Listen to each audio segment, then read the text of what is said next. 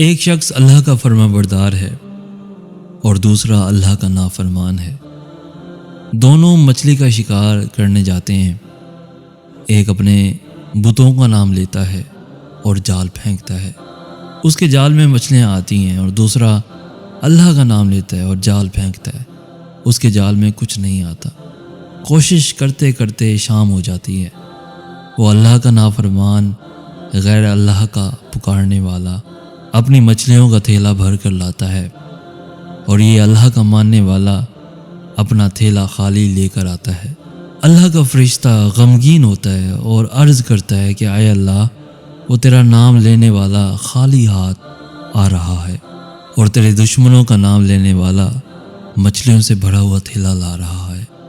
اس پر اللہ رب العزت فرشتے کو ان دونوں کا آخرت میں ٹھکانہ دکھاتے ہوئے کہتے ہیں کہ دیکھ، جو مچھلیاں بھر کے لا رہا ہے اس کا ٹھکانہ جہنم ہے، مچھلیاں اس کے کس کام کی، اور جو خالی ہاتھ آ رہا ہے اس کا مسکن یہ جنت ہے، اس کا کوئی بدل نہیں ہے۔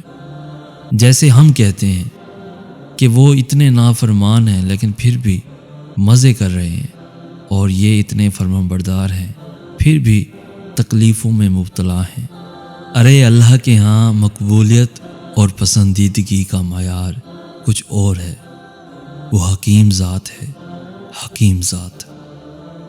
قرآن پاک میں اللہ تعالیٰ فرماتا ہے، تمہارے پاس جو کوئی بھی نعمت ہے اللہ ہی کی طرف سے ہے، پھر جب تمہیں کوئی تکلیف پہنچتی ہے تو تم لوگ اسی اللہ سے فریاد کرتے ہو، مگر جب اللہ اس تکلیف کو تم سے دور کر دیتا ہے تو یکا یک تم میں سے ایک گروہ اپنے رب کے ساتھ شرک کرنے لگتا ہے، جس کا حاصل یہ ہے کہ وہ اس کی ناشکری کرتے ہیں۔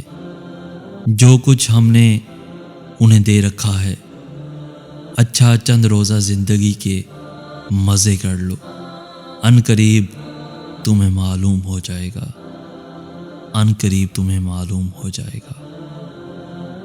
دوستو، اگر آج کے میسیج سے کچھ سیکھنے کو ملا ہو یا آج کا میسیج دل کو تھوڑا سا بھی چھو گیا ہو تو اپنے دوستوں کے ساتھ بھی ضرور شیئر کریں، اور ہمارا ساتھ دیتے ہوئے ہمارا چینل بھی ضرور سبسکرائب کریں تاکہ ایسی ہی ویڈیوز روزانہ آپ کو حاصل ہوتی رہیں۔